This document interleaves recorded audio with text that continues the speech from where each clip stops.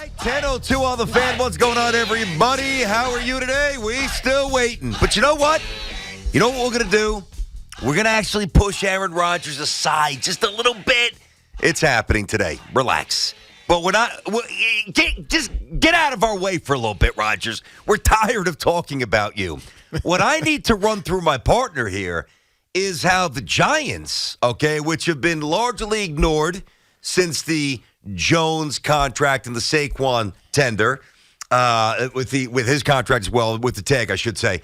What's happening now, Teak, is the New York Giants are having a kick-ass offseason. First of all, they almost lost both coordinators. They didn't. Could have lost their quarterback. Didn't. Could have lost their star running back. Didn't. Already addressed a big need at linebacker. Okereke, a great signing. And then the Eagles, they lost everybody. You guys are doing well. It's funny because we spent all this time talking about the Jets and what their expectations going to be. Well, the Giants' expectation, it feels like it keeps advancing every single day, every single week because of the things that are happening positively for them. As you mentioned with the coordinators and keeping Daniel Jones and Saquon Barkley, and you know they're going to draft a wide receiver. They've addressed one of the biggest holes with Bobby Okereke, as you just mentioned. And when you look at the rest of the division, because it always starts with the division. You got to win. Every football coach in the history of the NFL says the same thing in the first week of the season. They say we got to win our division because if you win a division, you're guaranteed to make the postseason. So just focus on the division. All the other stuff will take care of itself. The Eagles have gotten weaker because both of their coordinators are gone. Shane Steichen is with the Indianapolis Colts, and Jonathan Gannon's with the Arizona Cardinals. They keep losing players in free agency because they just can't afford to pay all of these, let's call them their stars from last season. All right, Darius Slay's going to go. Maybe James Bradbury's not going to even be there. They already lost a D tackle. Hargrave. Hargrave. They're getting older on the offensive line. I mean, Lane Johnson has been around forever, as has Travis Kelce or Jason Kelce on that offensive line. They're changing. Just by the nature of the evolution of a team, the Eagles are getting worse. Washington hasn't really done anything this offseason, and the Cowboys are filled with turmoil. I mean, is Dak really that good? You had to fire your offensive coordinator effectively. Yeah. And Mike McCarthy's now going to call plays because he wants to run the ball some more, but Zeke's likely going to get cut because he can't get a restructure done. And there's the only team in the NFC East that feels like it's got a plan. Stable? Yeah, well, got a plan. Yeah, they're stable, but they also have a plan. Mm-hmm. All these other teams are they're just moving pieces or trying to stabilize what's been there. The Giants feel like they got a plan and they're walking towards it with a lot of confidence. So as much as we get distracted by everything else that's going on in the NFL, and the biggest story, it's clearly, and it will be until Aaron Rodgers doesn't sign with the New York Jets. The biggest story is the Jets. But quietly, even though very specifically, the Giants have had a phenomenal offseason, and it's only going to get better, especially because they have 11 draft picks. Well, I was going to ask you that. Now, they're not going to move up for a quarterback. Obviously, Jones got the deal. We thought maybe in terms of option number 3, as we laid out what the Giants could do this offseason before they resolve Daniel Jones' situation. Maybe take some of those picks, maybe scoot up. Obviously not going to happen for a quarterback. But with the abundance of picks, and Tiki just said they have 11, which is an amazing way to certainly add depth through the middle rounds and back, and this team needs depth, and then pop on some stars and some frontline players the first couple of rounds. Is there a chance, not for a quarterback, but for some other game? You do college games. Is it worth the Giants moving into the top 6? Is there a target that they can actually zero in on that for a real position of need for a guy that you think could be a superstar? Well, I think the biggest one is wide receiver, BT, and we've talked about this a ton because it feels like every year there are 2 or 3 wide receivers that come into the NFL, come into the league, and it's just like, man, this guy's a stud. I think this year there's going to be a bunch of them, and there's not any in particular. The kid from TCU has a ton of talent. I starting to love the local kid from Princeton, Andre Yosevas, who's had a fantastic combine and is going to have a great pro day because he's a big kid. He's former decathlete, but he's probably a second or third round pick. I think the Giants can get multiple wide receivers this year, which only boosts their biggest deficit. And who knows? They may sign or trade for one of these guys, veterans that are sitting out here right now, because they have some space and they have some maneuverability to do unique things, as we just saw with Bobby Okereke. I didn't think they had I don't want to say the ability to sign it, because obviously they did have the ability to sign a guy like Bobby Okereke. But when you think about how they did it and how they made it a priority, you know that Joe Shane is going to be aggressive. Yeah, that's a good signing by the Giants. I like him. That is good. So, you look at, and we laid it out. I mean, the Commanders, obviously, until they get out of their own way, they're not out of their own way. We kind of focus more on the Eagles and Dallas, for the reasons that Tiki just ran through. But you look at this Giants offseason, and too many times, the Jets have been guilty of this over the years, certainly with Idzik and McCagnon over time. You throw good money at average players, which eventually correlates to bad money because you're overpaying, right? So the Giants clearly aren't doing that. That's great. They've kept their own most valuable commodities, and that's paramount for any good organization. Any good, you just need that rapport, that consistency, and to have that real roster rapport, you need the players to be coached by the same people for more than 1 year in a row, which is obviously two. And we'll get that with Wink on defense and with Kafka on offense. So, just on a macro level, just big picture, I mean, the Giants are getting a little bit better here, Barber. You got to feel encouraged, because clearly they have great coaching. You mentioned all the the coordinators and Brian Dable, who was the coach of the year. So they have the great coaching. Yeah. But great coaches become legendary in a sense when they have great players, right? When you pair those two together, that's when teams can do special things. And I'm not saying that the Giants are around the corner from winning a Super Bowl. I think there's still a lot of work to be done, but the progress, and it feels immediate. I mean, I have kept pushing forward to 2024, right? Because in 2024, we talk about cap space. They're gonna have a ton of cap space in 2024, especially if they don't make any bad signings and they get value from these guys that they're bringing in, like Bobby Okereke, we've mentioned a couple of times. But I think that the Giants are positioning themselves for next year to just take that incremental step. And if there's continuity and consistency, and hopefully Mike Kafka doesn't leave after next year, but if there's that continuity and consistency,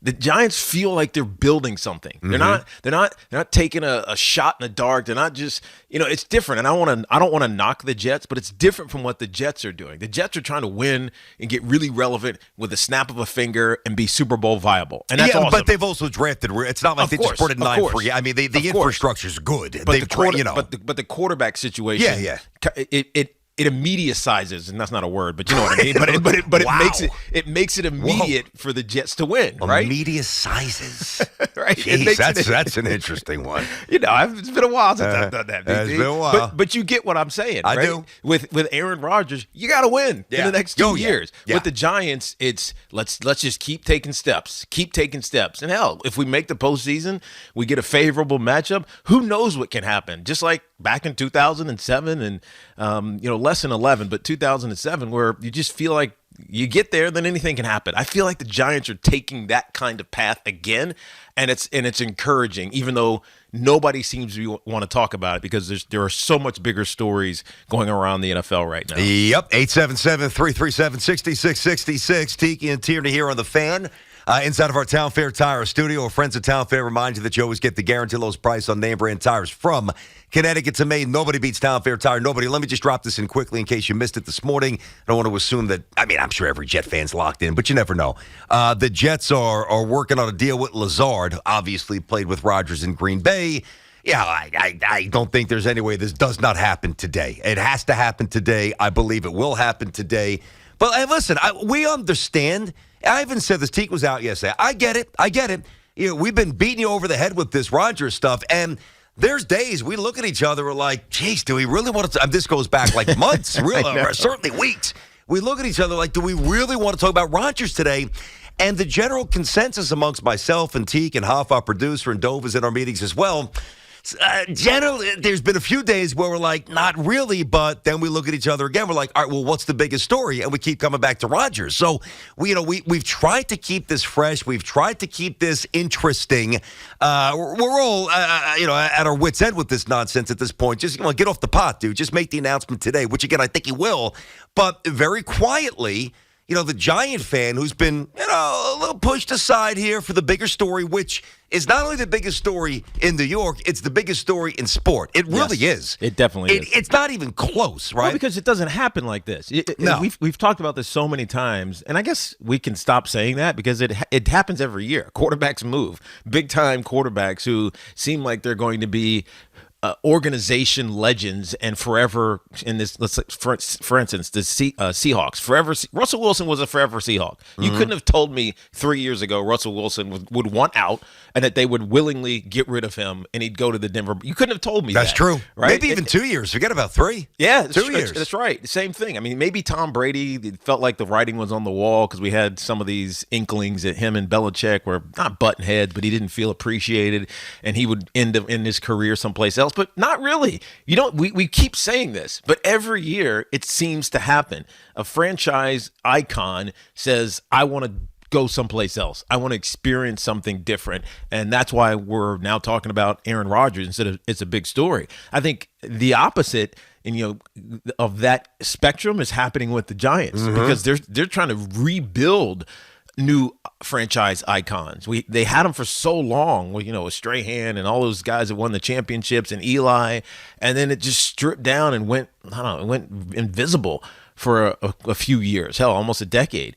And now they're trying to get it back. I mean, whether or not you love Daniel Jones or not, when you pay the guy the way that the Giants just paid him, you're assuming that he's going to become a franchise type legend. Now they can get out of that deal, but that's not the conversation. You pay a guy $40 million a year, that means you're expecting him to be elite. And I feel like the Giants are on this path to keep building to get to that point. And we're not paying attention because there are bigger stories going on, but after this Bobby Okereke signing, which didn't seem like it was possible, they filled a huge hole in the middle of the defense, and they had a pretty good defense last year. They put a huge, big piece there. They're going to draft one of these wide receivers, and, I don't know which one it's going to be. I don't know who they have their eye on, and I still feel like things are going to happen in free agency. These second-tier free agents are going to come here. Maybe they find a way to hang on to Julian Love, and it just becomes, right, this consistent wave pushing forward for the Giants. It's exciting. Even though you're not screaming about it, but it really is exciting what the Giants are doing. It just reinforces what we've said really since pretty much day one when we got a sense of the way Shane and Dave would comport themselves, that the Giants finally have smart people running the show. Yes, there's a plan. Yep. There is a plan. It's not randomness. It's a plan. All right, let's hear from you. What else you want to see the Giants do? 877-337-6666. Jason, Fairlawn, New Jersey. What's going on, Jay? Guys, good morning. It's a bright day for the Giants. Huge sign with Bobby Okereke. I thought he was probably the best free agent linebacker out there. It's going to remake the face of the Giants defense up front. I still think that Shane's going to draft a defensive tackle. We're still not sure what he's going to do with Leonard Williams. They need a center on the offensive line. Keith, what are you thinking? I know they need a receiver. I don't know if, Joe Shane under being in Buffalo, they always drafted from the inside out. Yes. But I just don't think they're going to have those top flight receivers at 25. They're probably not. You're right. And even the guys like, what's his name? Jordan Addison, who's out at SC, he's gotten a lot of hype, but he's not I think the Giants need, not necessarily me wanting, but I think the Giants need a big-bodied, explosive type wide receiver. Like the Quentin Johnson, who from TCU I was mentioning. Jordan Addison, he's smaller. He's under 6 feet. He's probably 205 or so pounds. Explosive player. But the Giants have guys like that. They need the big play, big target wide receivers. And by the way, that might happen in a trade. We haven't even addressed some of these guys that have to move. Right, whether or not we believe it's a possibility with the Buccaneers, they can't keep Mike Evans and Chris Godwin on their roster. Their cap numbers are humongous, and the Bucs are way over the cap right now. So there's opportunities that exist like this, and especially with leverage because of the draft picks, with the opportunity to do some surprise things, put that in quote, these surprise moves. I expect the Giants to do that in the draft. They're going to go depth on the offensive line. There's a bunch of interior linemen that are available in this year's draft that look really good.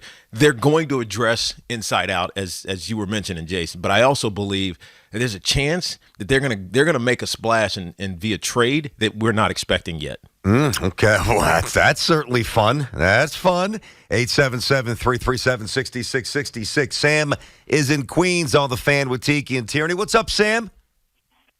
How you doing, guys? What's up? What's happening? Quickly mention two things. The offensive line, Neal. I know he was a rookie. He didn't look great.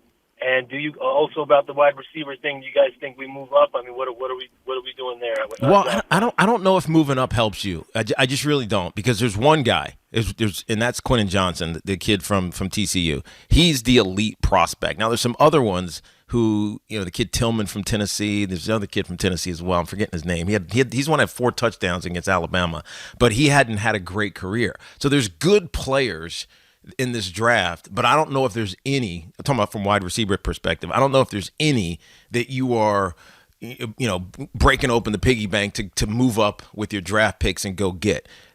Jackson Smith and Jigba from Ohio State. He's another one, but he missed all last year, and I don't want to say he's a smaller receiver. He's more one of those 6'1" clones that we saw at Alabama all the time.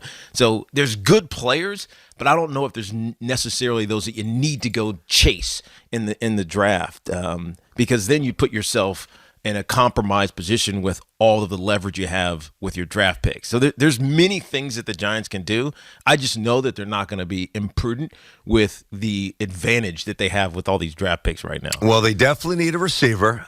We all know that. There's a guy out there who's putting on a little show, shirtless, looking jacked, catching balls with one hand. It's true. It's true. We're going to get, well, listen, we'll get into this a little bit coming up here. The video was impressive. Tiki's looking more at the footwork and football functionality coming off the knee injury. So I want to get your thoughts on what you saw. I know what we saw with the one-handed grabs and everybody reacts to that. But everybody does that. Exactly. I want to know what you saw with his wheels, and if that's really used the word prudent before, if that's a prudent path possibly for the Giants to go with somebody they know, somebody who addresses a need, somebody who's dynamic, and somebody who obviously knows the city and fits the city. So we'll get to that as well. 877-337-6666. If you missed it last night, the Jets Super Bowl odds went to plus 1,500, which is 7th best in the NFL. In terms of representing the AFC, it's now at plus 900, which is 4th best in the AFC. The anticipation, obviously, being that Rodgers is coming.